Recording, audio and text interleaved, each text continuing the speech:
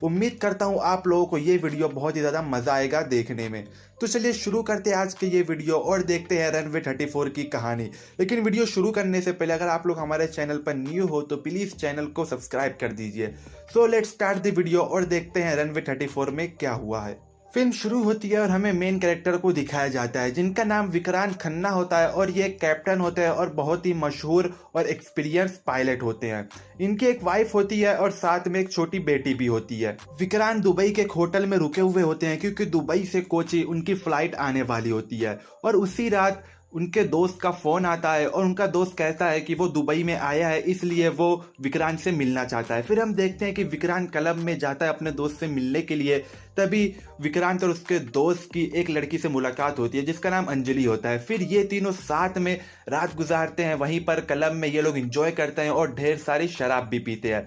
फिर क्लब से वापस अपने रूम में विक्रांत आ जाता है और थोड़ा रेस्ट करता है और शाम में उठकर वापस वो एयरपोर्ट पर चला जाता है क्योंकि उसकी दुबई से कोची फ्लाइट होती है। रात भर शराब पीने की वजह से और सही से नींद पूरी ना हो जाने की वजह से विक्रांत की आंख लाल हो जाती है, इसलिए वो अपनी आंख छुपाने के लिए गॉगल पहन लेते हैं। एयरपोर्ट पर विक्रांत की मुलाकात होती है तान्या से जो उनकी को पायलट होती है।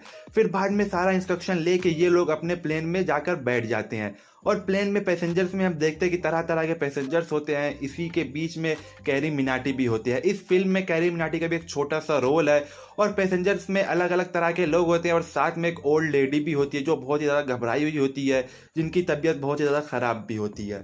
फिर हम देखते हैं कि प्लेन टेक ऑफ हो जाता है और प्लेन टेक ऑफ होने के बाद विक्रांत 20 मिनट के लिए सो जाते हैं क्योंकि उनकी नींद पूरी नहीं होती और वो बहुत ज़्यादा थके हुए भी होते हैं। फिर टेक ऑफ के कुछ घंटे के बाद जब ये लोग इंडिया के अंदर आ जाते हैं और इंडिया में आने के बाद जब ये लोग कोची की तरफ बढ़ते हैं तो हम देखते हैं कि वहाँ का एटमॉस्फेयर बहुत ही ज़्यादा ख़राब हो जाता है। ज़ोर से तूफ़ानी बारिश आ जाती है और बिजली भी चमकने लग जाती है।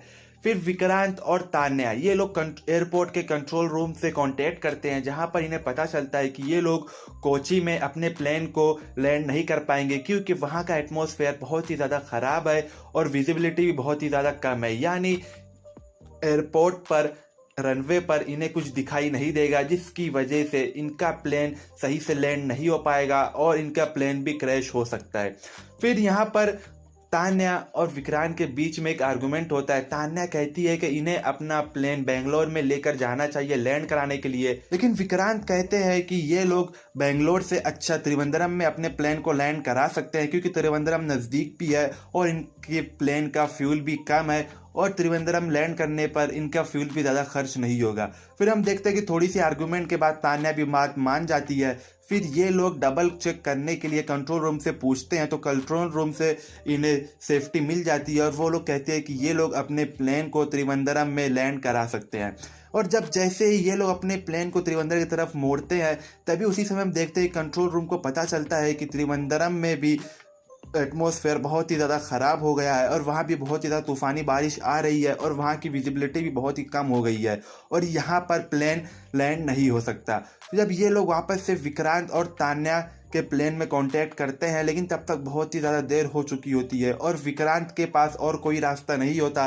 वो कहता है कि अब इनके पास इतना फ्यूल नहीं बचा है कि ये लोग कुछ और टाइम के लिए अपने प्लेन को हवा में रोक सके या वापस बेंगलोर जा सके, इसलिए इन्हें किसी भी हालत में त्रिवेंद्रम के रनवे पर प्लेन को लैंड कराना पड़ेगा वरना इनका प्लेन हवा में ही क्रैश हो जाएगा। फिर हम देखते हैं कि इनका फ्यूल कम हो जाता है, इनका फ्यूल ख़त्म होने वाला होता है, लेकिन विक्रांत अपनी सूझबूझ और अपने एक्सपीरियंस के बदौलत अपनी आंख बंद करके उस प्लेन को त्रिवेंद्रम एयरपोर्ट के रनवे 34 पर लैंड करवा देता है। और ये लैंड जब हो जाता है तो हम देखते हैं कि जितने पैसेंजर्स होते हैं और कंट्रोल रूम की जितनी टीम होती है वो बहुत ज़्यादा खुश होते हैं क्योंकि ये एक इम्पॉसिबल टास्क था। इन लोगों को लगता था कि अब प्लेन क्रैश हो जाएगा और कोई बच नहीं पाएगा, लेकिन विक्रांत की सूझबूझ के बदौलत ये प्लेन एक सक्सेसफुली लैंड हो जाता है और किसी की भी डेथ नहीं होती। लेकिन एरोप्लेन से उतरने के बाद जो ओल्ड लेडी होती है जो ऑलरेडी बीमार होती है उसकी हॉस्पिटल में जाते समय हार्ट अटैक से मौत हो जाती है जिसका जिम्मेदार उनकी बेटी विक्रांत को मानती है। फिर हम नेक्स्ट सीन में जाते हैं जहां पर हम देखते हैं कि aircraft investigation bureau team Vikrant और तान्या से सवाल पूछते हैं इस पूरे इंसिडेंट के बारे में। फिर ये केस जाता है एयरक्राफ्ट इन्वेस्टिगेशन ब्यूरो कोर्ट में, और जिसको लीड कर रहे होते हैं अमिताभ बच्चन, और इनका इस फिल्म में नारायण वेदांत नाम होता है। ये काफ़ी ज़्यादा स्ट्रिक्ट होते हैं और इनका बहुत ही ज़्यादा नाम होता है इस पूरे ब्यूरो में। अब इस इंसिडेंट का case aircraft investigation bureau court में चला जाता है, और मीनवाइल न्यूज़ चैनल्स पे विक्रांत की बहुत ज़्यादा तारीफ होती है, क्योंकि उन्होंने इतनी ज़्यादा समझदारी के ज़रिए 150 पैसेंजर्स की जान बचाई थी और प्लेन को क्रैश होने से बचा लिया था। दोस्तों फिर हम देखते हैं कि कुछ दिन बाद कोर्ट में इनका केस जाता है और यहाँ से हियरिंग स्टार्ट होती है। फिर कोर्ट की कार्रवाई शुरू होती है और हम देखते हैं कि नारायण वेदांत इस पूरे इंसिडेंट का जिम्मेदार विक्रांत को मानते हैं और कहते हैं कि ये एक बहुत ही बड़े लापरवाह पायलट हैं जो प्लेन टेक ऑफ होते ही 20 मिनट के लिए सो गए हैं। ऐसा कौन करता है? और साथ में ये भी आरोप लगाते हैं कि इन्होंने अपने जहाज के अंदर शराब भी पिया है, लेकिन इस शराब वाले इल्ज़ाम को विक्रांत खारिज कर देते हैं। नारायण वेदांत जब शराब पीने का आरोप लगाते हैं विक्रांत के ऊपर, तो उसे साबित करने के लिए वो इस मशीन में फूंकने के लिए कहते हैं, लेकिन बाद में पता चल जाता है कि मशीन खराब हो गई है, इसलिए इस मशीन के जरिए कोई क्लियर रिजल्ट नहीं मिलेगा कि विक्रांत ने जहाज के अंदर शराब पी थी या नहीं पी थी। फिर नारायण वेदांत के पास और कोई रास्ता नहीं होता, वो कहते हैं कि हम विक्रांत के ऊपर लाई डिटेक्टिंग टेस्ट करवा सकते हैं, जिससे हमें पता चल जाए कि इन्होंने शराब पी थी या नहीं पी थी। फिर बाद में हम देखते हैं कि मशीन लेकर आई जाती है, जिस मशीन के जरिए हमें पता चलता है कि इंसान झूठ बोल रहा है या सच बोल रहा है। फिर इस मशीन के जरिए नारायण वेदांत विक्रांत से सवाल पूछते हैं क्या उन्होंने जहाज में शराब पी थी या नहीं पी थी, तो इसके जवाब में विक्रांत कहते हैं कि उन्होंने जहाज के अंदर कोई भी शराब नहीं पी थी। फिर हम देखते हैं कि लाइव डिटेक्टिव मशीन भी विक्रांत के इस जवाब को सच साबित कर देती, यानी जहाज में विक्रांत ने कोई भी शराब नहीं पी थी। शराब वाले आरोप से तो बच जाते हैं, लेकिन नारायण वेदांत उनके ऊपर और आरोप लगाते हैं। वो कहते हैं कि ये एक लापरवाह पायलट है, ये सो भी जाते हैं, और जब इन्हें कहा गया था कि बेंगलोर जा सकते हैं तो ये बेंगलोर क्यों नहीं गए, ये क्यों त्रिवेंद्रम में इन्होंने अपने जहाज को लैंड करवाया। और ये अपने को पायलट से बहस भी कर रहे थे। इनकी को पायलट ने कहा था कि ये लोग बेंगलोर जाकर अपने प्लेन को लैंड करवा सकते हैं, लेकिन इन्होंने बेंगलोर नहीं चुना, इन्होंने त्रिवेंद्रम में चुना अपने जहाज को लैंड करवाने के लिए, जबकि वहाँ का मौसम बहुत खराब था।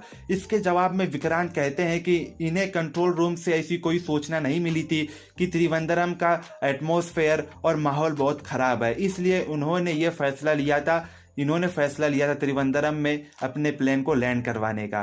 फिर दोस्तों यहाँ पर डे 1 की हेयरिंग खत्म हो जाती है। फिर हम देखते हैं कि नेक्स्ट डे आता है और नेक्स्ट डे की हेयरिंग में नारायण वेदांत तान्या से सवाल पूछते हैं। सवाल पूछते पूछते नारायण वेदांत तान्या को बहुत ही ज़्यादा प्रेशर करते हैं और प्रेशर में आकर तान्या कुछ कह देती है, जिसकी वजह से विक्रांत की मुसीबत और भी ज़्यादा बढ़ जाती है। तान्या नारायण वेदांत के सवालों के प्रेशर में आकर गलती से बता देती है कि विक्रांत जब जहाज में आए थे तो उनकी आंख लाल थी, यानी उनकी नींद पूरी नहीं हुई थी और शायद उन्होंने शराब भी पी थी। और तान्या गलती से ये भी बता देती है कि विक्रांत ने रनवे 34 पर प्लेन को लैंड कराते समय अपनी आंखें बंद कर ली थी। दोस्तों ये बात सुनकर नारायण वेदांत को बहुत ही ज़्यादा गुस्सा आ जाता है और वो जूरी और जज से कहते हैं कि कौन सा पायलट अपने पैसेंजर की जान को अपने हाथों में लेकर एक प्लेन को आंख बंद करके लैंड करवाता है। फिर इसके बाद हम देखते हैं कि नारायण वेदांत कोर्ट में अंजलि को बुलाते हैं। दोस्तों अंजलि वही होती है जिसे हमने फिल्म की शुरुआत में देखा था, जिसके साथ विक्रांत ने क्लब में दारू पी थी। दोस्तों यहाँ पर नारायण वेदांत अपना एक पॉइंट क्लियर कर रहे होते हैं। उनका कहना था कि विक्रांत ने टेक ऑफ के कुछ घंटे पहले शराब पी थी, जो एयरक्राफ्ट रूल के खिलाफ है।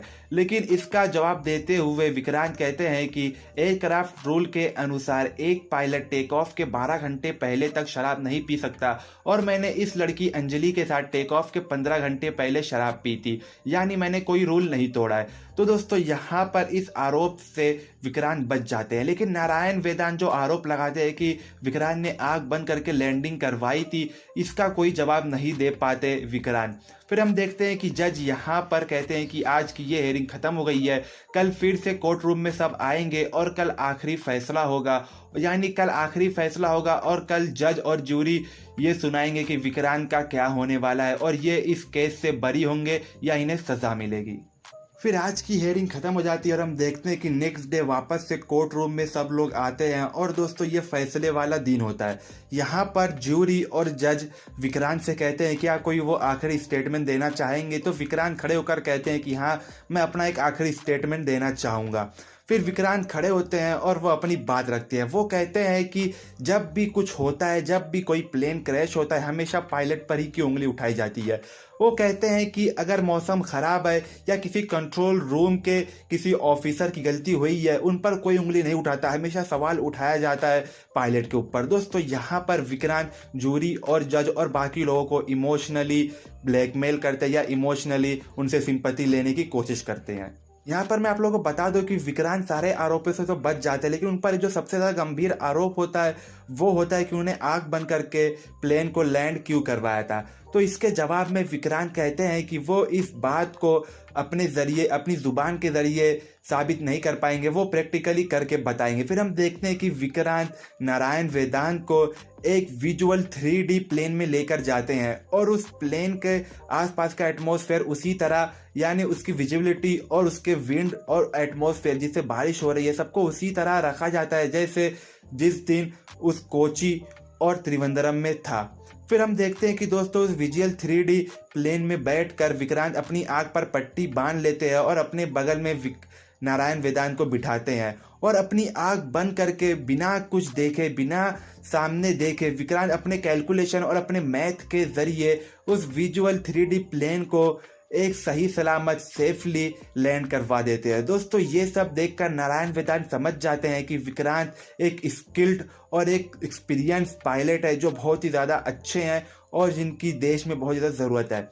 फिर बाद में ये सीन खत्म हो जाने के बाद हम वापस कोर्ट रूम में आते हैं जहाँ पर जूरी और जज अपना आखिरी फैसला सुनाते हैं और यहाँ पर कहा जाता है कि विक्रांत एक स्किल्ड और एक एक्सपीरियंस पायलट है। उन्होंने अपनी सूझबूझ के जरिए 150 यात्रियों की जान बचाई है, लेकिन उन्होंने भी गलती की है। उन्हें आंख बंद करके अपने प्लेन को लैंड नहीं करवाना था। भले ही उनका मैथ और उनका कैलकुलेशन अच्छा हो, लेकिन आंख नहीं बंद करना था। फिर हम देखते हैं कि जूरी वैसे तो इन्हें इस बाइज्जत बली कर देती है, लेकिन फिर भी इनकी इस गलती की वजह से इनके पायलट वाले लाइसेंस को 3 महीने के लिए रद्द कर दिया जाता है। फिर हम देखते हैं कि कोर्ट रूम के बाहर आने के बाद विक्रांत नारायण वेदांत से हाथ मिलाते हैं और उनसे पूछते हैं कि उन्होंने उनका सिर्फ 3 महीने के लिए ही उनके लाइसेंस को क्यों रद्द करवाया। जिसके जवाब में नारायण वेदांत कहते हैं कि ये तुम्हारे लिए एक सबक है क्योंकि तुमने भी गलती की है, तुम्हें आंख बंद करके ऐसे प्लेन को लैंड नहीं करवाना चाहिए। और मैं जानता हूँ कि तुमने गलती की है, लेकिन तुम एक बहुत ही ज़्यादा स्किलफुल और एक एक्सपीरियंस पायलट हो। तुम्हारे से अच्छा कोई पायलट मैंने आज तक नहीं देखा है जो ऐसी सिचुएशन में भी जो प्लेन को सही सलामत लैंड करवा सकता है। इसलिए मैं चाहता हूँ तुम 3 महीने बाद वापस से प्लेन उड़ाओ। फिर हम देखते हैं कि यहाँ पर ये सीन खत्म हो जाता है और 3 महीने भी हो जाते हैं। 3 महीने के बाद वापस से विक्रांत को उसके पायलट वाला लाइसेंस मिल जाता है और हम देखते हैं कि विक्रांत वापस से एयरपोर्ट पर जाते हैं और प्लेन उड़ाने के लिए वो रेडी हो जाते हैं। और दोस्तों यहाँ पर ये फिल्म खत्म हो जाती है। दोस्तों ये थी रनवे 34 की कहानी। आप लोगों को इस फिल्म की कहानी कैसी लगी प्लीज़ कमेंट में ज़रूर बताना। अगर आप लोगों को ये वीडियो पसंद आया हो तो प्लीज़ वीडियो को लाइक कर देना। अगर आप लोग चैनल पर नहीं हो तो प्लीज़ चैनल को भी सब्सक्राइब कर देना। मिलता हूँ आप लोगों से नेक्स्ट वीडियो में, तब तक के लिए जय हिंद, अलविदा।